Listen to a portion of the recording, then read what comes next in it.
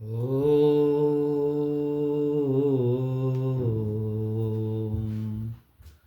ब्रह्मानन्दं सकलसुखदं केवलं ज्ञानमूर्तिं द्वन्द्वातीतं गगनसदृशं तत्त्वमस्यादिलक्ष्यं ध्यानमूलं गुरोमूर्तिः पूजामूलं गुरोर्पदम् मन्त्रमूलं गुरोर्वाक्यं मोक्षमूलं गुरोर्कृपा। ओम शांति शांति शांति। सद्गुरुदेव भगवान की जय। आज गुरु पूर्णिमा का अवसर है। ये अवसर प्राचीन समय से ऐतिहासिक पौराणिक समय है। आज इस दिन हमें गुरु पूजा का अवसर प्राप्त होता है। गुरु की पूजा, जो गुरु का उपकार हम पर है, माता पिता गुरु आचार्य का जो उपकार हम पर है, आज याद करके आज श्रद्धा सुमन अर्पित करते हैं उनके प्रति और उनको कृतज्ञतापूर्ण हम उनको कृतज्ञ ज्ञापित करते हैं उनके प्रति कि हमें गुरु ने ज्ञान दिया, हमें परमात्मा का रास्ता बताया, मार्ग दिया। और सद्गुरु तो एक होता है। और गुरु तो जब से विद्या प्राप्त कराने से कोई भी चीज़ किसी से सीखा हो वो भी गुरु है, उसको भी कृतज्ञता ज्ञापित करना चाहिए। और जो हमें भवसागर पार उतारते हो हमारे सद्गुरु। सद्गुरु किसी भी प्रकार के हों, अगर हमारे सद्गुरु हैं तो उनको एक भगवत स्वरूप मानना चाहिए। उसमें किसी प्रकार का संशय नहीं रखना चाहिए, उनके अवगुणों को नहीं देखना चाहिए, क्योंकि मानव शरीर में दुर्गुण तो रहते ही हैं, सब में दुर्गुण रहते हैं। लेकिन गुरु के दुर्गुण की ओर ध्यान न दे करके गुरु को एक भगवान का स्वरूप मानेंगे तो उसमें हमें ज़्यादा लाभ होगा, ज़्यादा पुण्य मिलेगा। और भवसागर से हमें गुरु जो है वो नारायण से, नर से नारायण मिला देते, यही नाम सद्गुरु का होता है। तो आज हम आप लोगों को किष्किंधा कांड की तरफ ले चलें। किष्किंधा कांड में आया है कि मुक्त जन्म महि जानि, ज्ञान खानि अगहानि कर, जहाँ बस शंभु भवानी, सो काशी से ये कसना, अजरत सकल सुर वृंद, विषम गरल जहि पान किय, तेहि न भजसि मन मंद, को कृपालु शंकर सरिस, बड़े भाग मानुष तन पावा, सुर दुर्लभ सद ग्रंथन गावा, साधन धाम मोक्ष कर द्वारा, पाय न जे पर लोक संवारा। यह हर जगह जानकारी है, हर जगह सबको ज्ञात है कि 84 लाख योनियों में भ्रमण करता हुआ यह जीवात्मा मानव शरीर पाता है। प्रभु यह अवसर देते हैं कि प्रयास करके जीव मुझे प्राप्त कर ले। ये परमात्मा की बड़ी महती कृपा है कि हमें मनुष्य शरीर दिया। जब यह शरीर मिल गया तो मही अर्थात पृथ्वी, शरीर, यही शरीर, जैसे धड़ धरती का एक लेखा, जस बाहर तस भीतर देखा। मानव तन संसार की एक छोटी इकाई है। मानव शरीर मिल जाने पर वह प्राणी संपूर्ण ज्ञान अर्थात परमात्मा की सम्यक जानकारी करने और समस्त पापों को विनष्ट करने और सांसारिक आवागमन से छुटकारा माने मोक्ष प्राप्त करने का अधिकारी हो जाता है। यह मानव तन ही काशी है। इसी के हृदय रूपी मंदिर में भगवान भोलेनाथ, भवानी पार्वती प्रेमा भक्ति दोनों निवास करते हैं। तो सेई माने अर्थात भज सेवायाम धातु से, सेवा का अर्थ है भजन करना। ऐसे कहते कि शंकर जी रूपी सदगुरु की शरण ग्रहण करना चाहिए। आगे उन सदगुरु की कृपा बताते हैं। विषम विषमता केवल माया में है। कभी लोभ का विष, कभी मोह का विष, कभी शब्द स्पर्श रूप रस गंध आदि आदि अनेकों प्रकार के विषय रूपी विष से जो हृदयस्थ जो देवता है, इसी विषम विष से जल रहे हैं। सदगुरु रूपी शंकर की शरण यदि यह व्यक्ति ग्रहण कर ले तो गुरु कृपा से धीरे धीरे साधना सेवा द्वारा साधक को वे इस विष से छुटकारा दिला देते हैं।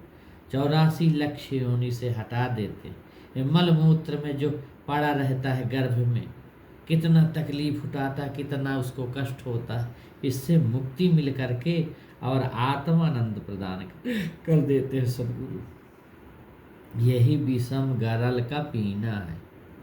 ऐसे शंकर जी रूपी, ऐसे सदगुरु रूपी जो शंकर जी की दया के सागर हैं, क्योंकि चाहे जैसा और चाहे जितना बड़ा पापी हो उसे भी शरण में रख लेते हैं। ऐसे कृपालु शंकर सदगुरुदेव का भजन कहते कि हे मूढ़ मन तू कर। अब हनुमान जी से भेंट होती किष्किंधा में ना, तो आगे हनुमान का प्रसंग है कि हनुमान का अर्थ कोई बंदर नहीं, बल्कि जो अभिमान का हनन करे वह हनुमान। अशरीरी निरयव यह एक उत्तम दैवी गुण है। हनुमान का अर्थ पूर्ण वैराग्य है। ऐसे हनुमान श्री राम जी से मिले तो परिचय हुआ। दोनों भाइयों को अपने पीठ कंधों पर चढ़ाकर सुग्रीव माने सुरति के पास ले गए। पीठ पर चढ़ाने का भाव यह है कि साधक पूर्ण वैराग्य पर आरूढ़ हो गया। और सुग्रीव क्या है? सुरति, ख्याल, ध्यान। सूरत यदि विजातीय कर्म लौकिक व्यवहार विजातीय तत्वों में बरतती है तो सुग्रीव फिर मारा मारा फिरता है, उसे कहीं ठौर नहीं मिलता। और यही सूरत यदि परमात्मा में लग जाए तो कर्म रूपी बाली मारा जाता। इस प्रकार ये दोनों सहोदर भाई हैं। वैराग रूपी हनुमान ने सूरत रूपी सुग्रीव की ज्ञान रूपी श्री राम से अग्नि की साक्षी में मैत्री करा। अग्नि परमात्मा का रूप है। अब सूरति परमात्मा में स्थिर अचल ठहर गई। अनुराग ही अंगूठी है जिसे देकर राम ने सीता के प्रति अपने प्रेम की पुष्टि की। और बाली इंद्र पुत्र है। बाली विजातीय कर्म है और कर्म मन और इंद्रियों से ही होते हैं, और इंद्रियों में श्रेष्ठ मन ही इंद्र है। वह सुग्रीव सूर्य पुत्र है। सूर्य श्वास का प्रतीक है तथा श्वास प्रश्वास के जप द्वारा परमात्मा में ध्यान है सूरति लगाना ही सूरत रूपी सुग्रीव है। इस प्रकार दोनों कर्म ही है। इसलिए भाई कहा गया है कि इंद्र कोई और नहीं बल्कि इंद्रियों में श्रेष्ठ मन ही इंद्र है। उसी से इन दोनों का जन्म होता, इसलिए भी सहोदर थे। अब बाली को श्राप था, तो जब तक साधना में ज्ञान राम, विवेक लक्ष्मण, वैराग्य हनुमान और सूरत सुग्रीव की मैत्री हो जाती या ये सब एक नहीं हो जाते, तब तक विजातीय कर्म रूपी बाली साधक की सूरत रूपी सुग्रीव को मारता कूटता रहता है। जब साधना उच्च स्तर पर पहुंचती है, जब साधना उच्च स्तर पर पहुंच जाती है तो ये चारों एक हो जाते हैं, तो इनकी क्षमता अत्यधिक बढ़ जाती है और वहाँ बाली पहुंच नहीं पाता है और मारा जाता है। बाली मरा, थोड़े वह अंगद के रूप में राम की शरण में आ गया, स्वयं साधक के मार्ग से हट गया, संसार के लिए तो ज्यों का त्यों विद्यमान रह गया। बाली वध क्या है? मैं सुत, मैं है अहंकार, उसका पुत्र मायावी या माया है, उसने एक जहर पैदा कर दिया, स्वयं मरकर दोनों भाइयों में कलह है, अशांति के बीज बो गया। यहाँ एक पाख 15 दिन प्रतीक्षा की बात बाली ने कही थी, किंतु मास दिवस सुग्रीव वहाँ थे 1 महीने। मास तो 12 ही होते हैं, अर्थात सुग्रीव वहाँ 12 दिवस ही थे, गलत तो सुग्रीव ही थे। तो जेहि अध बध्यो व्याध जिमि बाली, असोई सुकंठ पुनि कीन्ह कुचाली, सोई कर तूत विभीषण केरी, सपने होते ही न राम ही हेरी। भगवान भक्तों की त्रुटियों पर ध्यान नहीं देते। ध्यान रूपी धनुष त्याग, रूपी तारकस, अबाणी रूपी बाण के द्वारा विजातीय कर्म रूपी बाली को समाप्त कर दिया। 7 ताड़ के पेड़ों का अर्थ योग की 7 भूमिकाएं हैं। जिन भूमिकाओं को पार कर लेता है या पार हो गया, कोई भैया बाली रूपी कर्म को मार सकता है। वह न कोई मारा न जिया, विजातीय क्षेत्र से हटा तो सजाती क्षेत्र में बदल कर राम धाम में प्रविष्ट हो गया। केवल उसका रूप बदल गया। संसार को उपदेश दिया कि छोटे भाई की पत्नी, बहन, पुत्र, वधू और कन्या, इन पर कुदृष्टि नहीं डालनी चाहिए, ये महान पाप है। श्री राम सजाती कर्म की आराधना द्वारा विजाती कर्म रूपी बाली को मारते हैं। साधना संसार से छिपकर ही की जाती है। वह साधना धीरे धीरे जब परिपक्व अवस्था पर पहुंच जाती है तो 6 भूमिकाओं को पार कर जाती है, तब वही बाली की मृत्यु का कारण बनती है। यही बाली को छिप कर मारना है। चले हरा सीता जी नगर न पो, तापस बनिक बिखारी, अजिमि हरि भगत पाय श्रम, तजहि आश्रमी चारि। वर्षा चौमासा समाप्त हो जाने पर राजा जीतने के लिए, तपस्वी भी तप करने के लिए, वैश्य व्यापार करने और भिखारी भिक्षा मांगने के लिए नगर छोड़कर चल पड़ते। वैसे ही भगवत भक्ति पाकर भक्त श्रम अर्थात माया के क्षेत्र मन बुद्धि चित्त अहंकार रूपी 4 आश्रमों का त्याग कर देते हैं, अर्थात इन्हें माया के जाल से छुड़ाकर परमात्मा की भक्ति में लगा देते। तो बानर कटक उमा मैं देखा, असो रख जो करण चाह लेखा, पद्म 18 जूथप बंदर, उधर को गनी सकै निशाचर जाति। दोनों ओर असंख्य सेनाएं थी।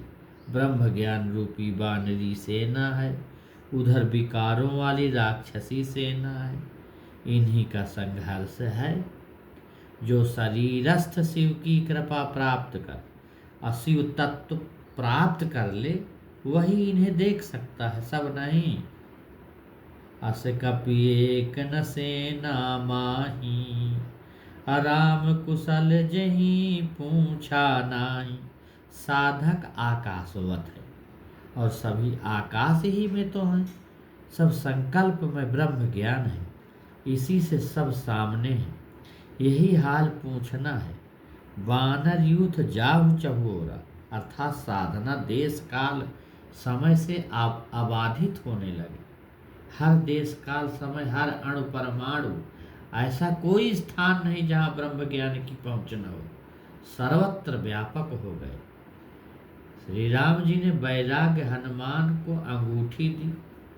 केवट प्रसंग में सीता जी ने अपनी अंगूठी राम को दी। उसे राम केवट को दे रहे थे, उनके पास अंगूठी थी ही कहाँ। वनवास काल में अम्बा कैकेयी ने उनके सभी वस्त्र आभूषण उतरवा लिए थे ना। यह मानस है। यहाँ अनुराग ही अंगूठी है, जिसे देकर राम ने सीता के प्रति अपने प्रेम की पुष्टि की थी। अब प्रवर्षण वास कैसा था। श्री राम लक्ष्मण कोई व्यक्ति नहीं जो किसी पर्वत पर रहें। वे तो ज्ञान और विवेक हैं, जो साधक के हृदय में रहते। ध्यान की प्रगाढ़ता में शशिमंडल से जब अमृत रस टपकने लगता है, तब साधक उसी को पीकर उसी के आनंद में मस्ती छा जाती है, माने मस्त हो जाता है। यह उस स्थिति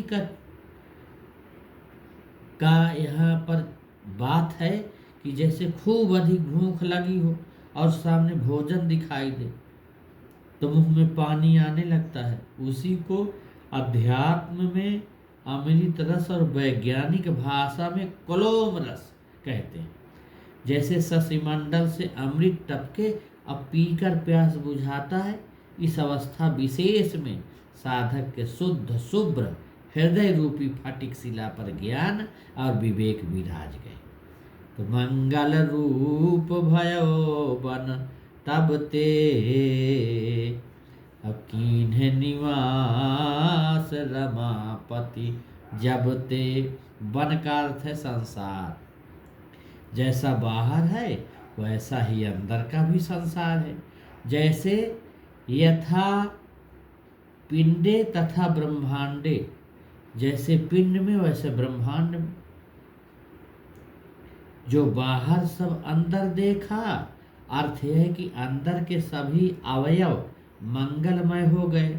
अर्क जवास पात बिनु भयऊ, अर्थात अंदर के विकार श्रीहीन हो गए। शशि संपन्न सोह मह कैसी, औपकारी के संपत्ति जैसी। मह शब्द शरीर के लिए आया।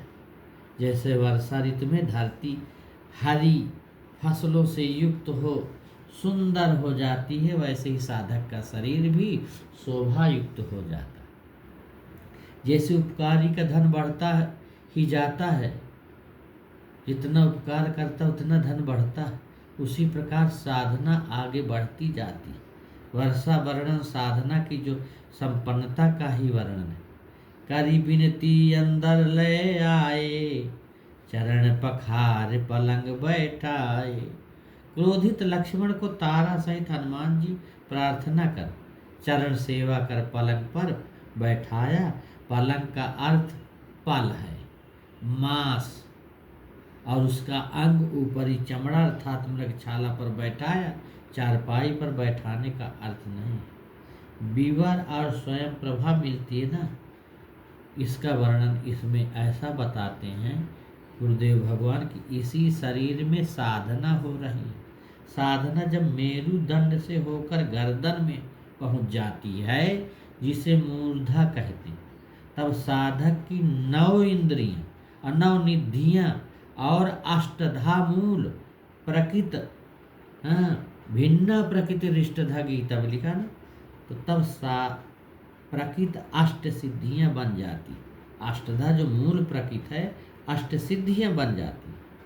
स्वयं में ही एक अद्भुत शक्ति क्षमता प्राप्त होती। यही स्वयं प्रभा है। इसी की कृपा से साधक संसार सागर के किनारे पहुंच जाता है। फिर उसी को कहते कि अंगद कहाय जाऊं मैं पारा, जिय संशय कछु फिरती बारा। अंगद की आशंका क्या है? अरे अनुराग ही अंगद है। अनुराग वह है जो भगवान के प्रेम विह्वल हो जाए, रोंगटे खड़े हो जाए, नेत्रों से प्रेम आंसू की धारा बहने लगे। यह अवस्था क्षणिक होती, कुछ समय तक ही रहती है। अंगद कहते हैं कि अभी तो मैं जा सकता हूँ, किंतु वहां पहुंचकर अनुराग समाप्त हो जाए तो लौटना मुश्किल हो जाएगा। उनकी यही शंका है। सीता का निवास जहाँ शोक माने जहाँ शोक है ही नहीं, अशोक मात्र परमात्मा है, उसी में शक्ति की प्रतिष्ठा है, किंतु मोह के कब्जे में है। वह अपने स्वामी की सोच में रत बैठी है। संपाति मिलन होता है। समुद्र तट पर अंगद दुविधा में पड़कर सुरति सुग्रीव में दोष दिखाकर और साधना स्थगित करना चाहता है, किंतु वैराग्य रूपी हनुमान विवेक रूपी लक्ष्मण की शक्ति का ज्ञान कराकर और साधना आगे बढ़ाने की राय देते हैं। जब सभी ब्रह्म ज्ञान रूपी वानरी सेना दुविधा में आ जाती है, तभी संपाति रूपी सदगुरु जो त्रिकालज्ञ हैं, संसार उसके सामने है, वह सब देख रहा है। वह कहता है कि जो सत्य में आयोजित ये मन या पूर्ण ईश्वर समर्पण वाला धीर बुद्धि त्रिगुणातीत जो पूर्ण वैराग है, वह लंका जाकर श्री राम कार्य कर सकता है। और वह शक्ति सीता का पता बताकर पुनः प्राप्त करने की राय देता है। संपाति सदगुरु है, जटायु जटाओं के बीच रहने वाला मुंह आए। सदगुरु जो भी कुछ व्यक्त करते हैं वो मुंह से तो ही व्यक्त करते हैं, इसलिए संपाति जटायु को भाई कहा गया है। जामवंत अंगद दुख देखी, कही कथा उपदेश विसेखी, तात राम कहु नर जनि मानहु, निर्गुण ब्रह्म अजित अज जानहु। यह जानकारी रूपी जामवंत अपना निर्णय देते हैं कि राम कोई व्यक्ति नहीं बल्कि निर्गुण ब्रह्म जिन्हें जीता नहीं जा सके, अजेय और अजन्मा अनादि ब्रह्म जानो, माने शरीरधारी महापुरुष शरीर में रहते हुए निर्गुण ब्रह्म ही होते हैं। किष्किंधा कमर को कहते हैं, यह मानस का जो है मध्य भाग, इसी से किष्किंधा कहते हैं। तो आज जो है किष्किंधा कांड तक ही समझिए, थोड़े थोड़े धीरे धीरे समझाते चलेंगे तो धीरे धीरे मनन निध्यासन होता जाएगा और बात समझ में ठीक ठीक बैठती जाएगी। अब कल जो है वो सद्गुरुदेव भगवान की कृपा से हम सुंदर कांड की बात करेंगे। बोलिए सद्गुरुदेव भगवान की जय। ओम शांति शांति शांति। ध्यान मूलम गुरो मूर्ति, पूजा मूलम गुरो कृपा। ध्यान मूलम गुरो मूर्ति, पूजा मूलम गुरोर्पदम, मंत्र मूलम गुरोर्वाक्यम, मोक्ष मूलम गुरो कृपा।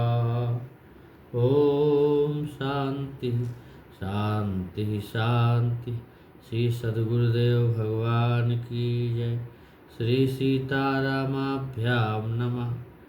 आज सुंदर कांड का प्रसंग थोड़ा सा लेंगे। सागर पार जाना और सुरसा, सिंहिका, लंकनी, ये लंका वर्णन, इस स्तर पर पहुंचकर साधक आदि शक्ति जो संसार का मूल कारण है उसका पता लगा लेता है। साधक त्रिगुणातीत मायातीत होकर सर्वश्रेष्ठ और सुंदरतम पद प्राप्त कर लेता है। इसी से इसका नाम सुंदर कांड। यह जो हमारा स्थूल शरीर है, इसमें जो हमारी आसक्ति हो गई ना, यही लंका है। वैराग्यवान या मान अभिमान का हनन करने वाला साधक ही हनुमान है। यह संसार जो साधक के चारों तरफ फैला है समुद्र है, इसमें विषय रूपी जल भरा है। जब कोई साधक अपनी साधना द्वारा इस अपार संसार सागर को पार करना चाहता है या परमात्मा प्रवेश पाना चाहता है, करना चाहता है, तो सर्वप्रथम मन के मनोरथ रूपी मैनाक पर्वत मिलता है। वह साधक से विश्राम करने का आग्रह करता है कि बैठो, आओ, आराम करो, पर साधक ने उसका स्पर्श किया और प्रणाम कर आगे बढ़ जाता है, क्योंकि साधना में विश्राम कदापि न करना चाहिए। अगर विश्राम किया तो सब चौपट कर दिया। आगे बढ़ने पर फिर सुरसा नाम की एक राक्षसी, जो स्थूल शरीर की आसक्ति रूपी माया है, वो मिलती है। साधक की परीक्षा लेकर उसे पतित करना चाहती। जैसे जैसे अपना मोह माया का विस्तार करती है, साधक अपनी साधना उसकी दुगनी करता जाता है। सुरसा उसे खाना चाहती थी। जब उसका आकार बहुत बड़ा हो गया तो साधक अपने अति सूक्ष्म संकल्पों के द्वारा उसके मुंह से होकर अपेट आमाशय जहाँ जहाँ भोजन जाता है घूम फिर कर बाहर आ जाता है और कहता है कि माता, तेरा कहना मैंने अब कर दिया, अब तू मुझे जाने दे। वैराग्यवान साधक अपनी बुद्धि बल और युक्ति के द्वारा उसे परास्त कर उससे आशीर्वाद प्राप्त करके और आगे बढ़ता, वहाँ रुकता नहीं है। शरीर संबंधी आवश्यकता जैसे भूख है, प्यास, निद्रा, विश्राम आदि भजन में ये सब बाधक हैं। भजन करो, नींद आ जाएगी, कमर दुखेगी, प्यास लगेगी, ये सब सारी जो है स्थितियां जो बनती हैं, ये सब साधनक में बाधा होती है। तो इस प्रकार सुरसा है साधक का धर्म उनके शरीर संचालन के लिए न्यूनतम आपूर्ति कर साधन भजन के नियमों में ढूंढ रहे। साधक जो है सूक्ष्म शरीर में प्रवेश पाता है, थोड़ा सा अपने लिए कुछ न्यूनतम शरीर रक्षा के लिए कर लेना चाहिए, नहीं तो फिर ये बाधा होती है। तो तब शरीर के धर्म से थोड़ा कर लिए और सूक्ष्म शरीर में प्रवेश करें। सूक्ष्म शरीर की जो आसक्ति रूपी माया, उसका नाम क्या है? सिंहिका। अवरोध डालती होगी। यह केवल उन्हीं वैराग्यवान साधकों को जो संसार सागर के ऊपर उड़ाने भरती है ना। दूसरों के विषयों के संकल्प जब साधक से टकराते हैं तो उनसे परेशान हो जाता है।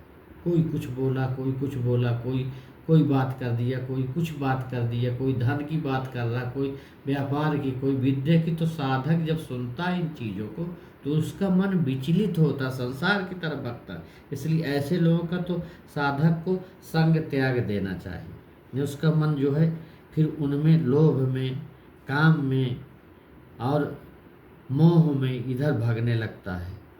तो केवल वैराग्यवान साधकों को जो संसार सागर के ऊपर उड़ाने भरते हैं, उन्हीं के साथ में रहना चाहिए। दूसरों के विषयों के संकल्प जब साधक से टकराते हैं तो परेशान तो होगा वो। यदि वो समझ जाए कि यह मेरे संकल्प है ही नहीं, कोई और ऐसा संकल्प कर रहा है, तो उसे त्याग दे। उसके संकल्पों को मन में मत सोचे कि उसके संकल्प लुभावने हों, धन व्यापार से जुड़े हों, तो फिर अपना मन भी उधर भागने लगता है। तो कोई और ऐसा संकल्प कर रहा है तो वह उसे त्याग दे। और यदि न समझ पाया तो फिर क्या होगा? फंस जाएगा। इसलिए यह तो मेरे संकल्प नहीं है, ये सोचे और उनको त्याग दे। यदि समझ न पाया तो फंस जाएगा, पतित हो जाएगा। यही परछाई उसका पकड़ना। परछाई का पकड़ना, परछाई पकड़ी ना तो परछाई में कि जब लोभ मोह में फंसेगा, व्यापार धन दौलत लोगों को लुभावने बातों तो फंस जाएगा, परछाई पकड़ लेगी, वो पतित हो जाएगा साधक। तो जैसे साधक साधना में लगा है, वो स्त्री संकल्प करती कि बाबा जी बड़े अच्छे हैं, स्वस्थ सुंदर हैं, यदि मेरे पति होते तो आनंद रहता। यह संकल्प साधक में उथल पुथल मचा देते। ऐसे विजातीय संकल्पों को समझकर उन्हें अपने ज्ञान के संकल्पों द्वारा काट डाले और साधना से आगे बढ़ाए। साधक आगे बढ़ा, संसार समुद्र के पार हो जाए। तो शरीर में जहाँ राक्षसी वृत्ति हो, जहाँ राक्षसी वृत्ति के आवास हो, वह प्रवेश करना तो चाहता है। राक्षसी वृत्ति वो प्रवेश करना चाहती कि प्रवेश कर लो, इसकी साधना नष्ट करो। पर साधना कारण शरीर में प्रवेश करना चाहती, तब कारण शरीर की माया जो लंकनी अवरोध डालती, परीक्षा लेती थी कि जो ईश्वर पथ से विमुख है वही चोर है, उन्हीं को खा जाती। इस अवसर पर ईश्वर की तरफ से एक मुट्ठी बना के और धक्का लगता है, मारते हैं, लंकनी डर जाती है, साधक अशोक हो जाता है अथवा शक्ति का पता लगने योग्य हो जाता है, पता लगाने की उसकी क्षमता आ जाती। साधक के अंतःकरण की गहराई में छिपी हुई मान, प्रतिष्ठा, पद, धन आदि की जो वासना ही लंकिनी है, जिस साधक में इनकी छोटी छोटी क्षुद्रतम जो मात्रा भी यदि विद्यमान है तो उसकी पकड़ में आ जाता है। जैसे साधक भजन तो ईश्वर का करता है, परंतु गहराई में वह इच्छाएं पाले रहता है, अंदर अंदर सोचता रहता है, अतः वह इस पथ का चोर है। वो जो मन में सोचता रहता है, वासनाओं के विषयों का चिंतन करता रहता है, तो फिर वो पतित हो जाएगा, गिर जाएगा साधना से। तो यहाँ लंका का वर्णन करते हैं कि यह मानव शरीर सभी योनियों में श्रेष्ठ है, इसीलिए इसे सोने की कहा गया। यह सोने से उसकी उपमा दी गई। इसके चारों ओर विषय रूपी जो है जल भरा है, समुद्र है ना, संसार यही है। जो संसार है वही समुद्र रूपी खाई है। ऐसी अवस्था वाले साधक के मन, वाणी, शरीर संकल्प है, विकल्प है आदि में जो विलक्षणता, वह ईश्वरीय तेज आ जाता, वही कनक कोट का प्रकाश है। ऐसी अवस्था में साधक के अंदर बाहर सब जगह राम जी की स्थिति आ जाती। इसी से यहाँ मंदिर शब्द का प्रयोग किया है, जिसका अर्थ है मन अंदर सा मंदिर। माने यह मानस चरित्र में हुआ, यही इसका प्रमाण है। मानस का कोई भी चरित्र शरीर से नहीं हुआ। स्थूल सूक्ष्म कारण तीन शरीर, तमोगुण, रजोगुण और सतोगुण, तीन गुण, सुरसा, सिंहिका, लंकिनी, तीनों शरीर की माया, और शंकर ब्रह्मा और विष्णु तीनों के देवता हैं। माया और शंकर ब्रह्मा और विष्णु तीनों के देवता हैं। अब साधक इन सबके ऊपर यह परे हुई जाए तो मशक समान रूप कविधारी है ना, तो फिर अति लघु रूप या अधिक सूक्ष्म संकल्पों द्वारा वहां प्रवेश करता है, सूक्ष्म रूप। अक्षय वध फिर क्या है? इसी शरीर की आसक्ति रूपी लंका में वैराग्यवान साधक को जीव रूपी विभीषण, जो ईश्वर का शुद्ध अंश और त्रिकालज्ञ है, मिला और उसने शक्ति सीता के रहने का स्थान और वहां तक पहुंचने का उपाय बताया।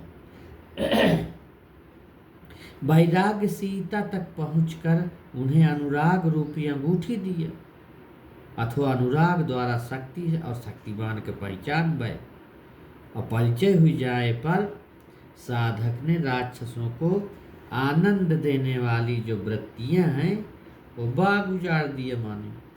इसी बीच इच्छा रूपी अक्षय कुमार आवा। यह कोई बड़ी इच्छा नहीं थी। साधक पहले एक छोटी सी इच्छा करता है, धीरे धीरे फिर उसकी बड़ी इच्छा होने लगती, फिर इच्छाएं अनंत हो जाती, तो जो साधक का पतित कर देती। फिर यह एक मीठा जहाँ राय साधक के वैराग्य और त्याग द्वारा वह मारा जाता। शक्ति, शांति और आनंद तीनों ये एक ही चीज है जो सीता के रूप में है। जब साधक वैराग्य के सहारा ले सीता तक पहुँचे, फिर तब वहाँ चेतना, परमात्मा का शांति, सीता से अनुराग, फिर अंगूठी द्वारा परिचय होता है। इसलिए अलौकिक आनंद पे हुई प्राप्त हुआ। साधक की वृत्तियां जो सांसारिक विषयों में आनंद खोजती है, वह कल्पना करती थी समाप्त हो जाती है। सांसारिक इच्छा जब हो का मर जाती, यह रही नहीं जाती। यही बाघ का उजाड़ना है और अक्षय कुमार का मारना है। और मेघनाद द्वारा हनुमान का वध हो जाता। अबे मत समझो, इसी के बाद आकाशचारी माने संकल्प में काम रूपी मेघनाद आव, जो काम के संकल्प का रूप है। इसी से आकाशचारी भारहीन हर तरफ जाने में सक्षम। यह काम बलात् इंद्रियों को वशीभूत करता है।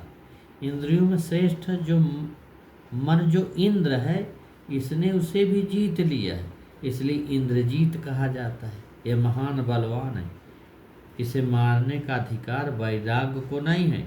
इसलिए ये योद्धा विवेक लक्ष्मण द्वारा वैचारिक ढंग से मारा जाएगा। इसी से वैराग्य हनुमान ने उसे मारा नहीं। तो ब्रह्मास्त्र द्वारा बांधे जाने का अर्थ यह है कि साधक ब्रह्मा द्वारा बनाई सृष्टि की नियमावली का उल्लंघन नहीं कर सकता। उसमें बांधा होने से ही उसे ब्रह्मास्त्र से बांध लिया गया। अर्थात इसका मतलब ये हुआ कि वैराग्य साधक के मन में होता। और मेघनाद काम इंद्रजीत है, अर्थात इंद्री का राजा मन को जीत चुका। इसका कारण यह है कि ब्रह्मा की संपूर्ण सृष्टि मैथुन से बनी और इस सृष्टि के द्वारा जो शरीर उत्पन्न होता है, मन रूपी बंधन से चेतना सत्ता से जुड़ जाता है।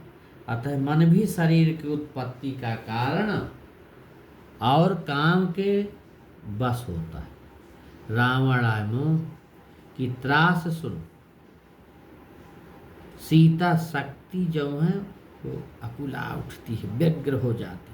तब त्रिजटा जो है, तीनों गुणों के जो ऊपर त्रिकालज्ञ सदगुरु है, साधक के साहस और बल की सराहना करता है, शांत करती है। साथ ही रावण के भावी विनाश के सूचना देती है कि काम के प्रभाव से साधक बंधन में आया था और ह्रास हुई। ब्रह्मास्त्र का अर्थ ब्रह्मा का विधान या नियमावली, ब्रह्मा का विधान नियम है जिससे साधक को बंधना पड़ता है। वैराग जब रावण के दरबार में पहुंचता है तो देखता है कि देवता, दिक्पाल, इंद्र सभी अधिपति रावण के बस में हो। यहाँ यह भी स्पष्ट होता है कि देवता दानव दोनों इसी शरीर में हैं। देवता दाएं और राक्षस बाएं ओर रहते हैं। अमोह रूपी रावण के वशीभूत रहते हैं। यदि बाहर कोई मरता है तो भारी दुख और विलाप होता, रोता है, किंतु ये अंदर की बातें हैं। ये संकल्प वाले सूक्ष्म जो शरीर होते, यहाँ सबके शरीर संकल्पमय हैं, भारहीन। अरे ग्रेविटी जो अंग्रेजी में कहते हैं, गुरुत्वाकर्षण के बाहर होते हैं। इनके शरीर बनते बिगड़ते रहते और इनका मरना पैदा होना लगा ही रहता। संकल्प विकल्प विचार उठते रहते हैं, समाप्त हो जाते हैं। तो इसी से किसी का कोई रिश्ता नहीं और न ही रोना धोना होता है। इसी से अक्षय वध पर किसी को खेद प्रकट करते नहीं दिखाया। साधक सचेत हुआ, वह समझ गया कि यह सब काम का प्रभाव है, तो उसे क्रोध आया और उसने अपने शारीरिक शरीर के प्रति आसक्ति और शारीरिक मोह को जला दिए। कैसे जला दिए? जैसे हंगर स्ट्राइक कर दिया ना, भूख हड़ताल कर दिया, खाना पीना छोड़ दिया, शरीर पूरी तरह से जर्जर हो गया, कमजोर हो गया। जब काम क्रोध आदि को वहन करने की क्षमता ही नहीं रही तो विकार निष्क्रिय हो गए। यही शरीर की आसक्ति रूपी लंका को जलाना है। विभीषण जो ईश्वर का शुद्ध अंश जीवात्मा है, वह नहीं जला, क्योंकि वह निरवयव, निर्लेप, आकाशवत अजर अमर शाश्वत सनातन अभेद अक्लेद अशोष अजन्मा अदाह्य, उसमें क्या जले? जलते तो पदार्थ हैं। इसीलिए विभीषण जी का घर नहीं जला। घर तो शरीर है, उसी में जीवात्मा रहती है। अर्थात शरीर के प्रति हमारी आसक्ति लंका थी, वो तो जल गई, और शरीर पूर्व तो इसे कर रहा आया। जलाने के उपकरणों में बड़प्पन मान प्रतिष्ठा की पूंछ है। इस पूंछ में त्याग रूपी तेल घी में डुबो और कर्म आराधना रूपी कपड़ा से लपेट। ईश्वर में अनुराग रूपी जो अग्नि है, अग्नि के द्वारा वैराग्य के साथ शारीरिक आसक्ति रूपी लंका को विधिवत फिर जलाया। और जलाने और श्रम खो देने के बाद ही अब मैंपना रूप अहंकार खत्म हो जाएगा। सात्विक अहंकार रूपी मैदानों ने उसे ज्यों का त्यों कर दिया। भाव यह है कि आसक्ति जल गई और शरीर ज्यों का त्यों रह गए। तो चित्त ही चूड़ामणि है, उधर अनुराग ही अंगूठी है। जब यह अंतर्दृष्टि से एक होगी तो आगे हनुमान वैराग्य की गर्जना से सब राक्षसी का गर्भ गिर गया। अब भाव यह है कि आसुरी शक्तियों का हौसला जब खत्म हो जाता है तो वापस आने पर साथियों को किलकिला शब्द सुनाए और प्रसन्नता व्यक्त किया। ऐसी स्थिति के आ जाने पर जब चेहरे और अंदर बाहर शरीर वाणी सब पर ईश्वरीय प्रकाश छा जाता है, सब ईश्वर राम की ओर बढ़े, तब मधुबन या संतोष पाकर मधुर फल या मधु फल खाए। सहस्त्रार से जो अमृत रस टपकता है, ये सहस्त्रार है ना मस्तक पर, तो जो अमृत रस टपकता है, जिसे अंग्रेजी में एक शब्द आता है क्लोम रस भी कहते, उसी के समूह को मधुबन के फल कहा गया। दैवी संपत्ति का नायक है, अगुआ, अवंगदाय अनुराग, सहायक साथी आए कि राय से सबके ऐसा फल वही खा सकता है जिसने ऐसी महान सफलता प्राप्त कर ली। ऐसा फल खाने में आसुरी शक्तियां बाधा डालने लगी तो उन्हें मार करके अब भगा दिया। तो अब कल जो है हनुमान राम का मिलन की बात बतावेंगे। आज अब यहीं तक का प्रसंग है, क्योंकि अब बरसात भी हो रही है, सबको जाना भी है और हमें अब साधना भी करना है, बैठना है संध्या में। बोलिए सद्गुरुदेव भगवान की जय। ओम शांति शांति शांति।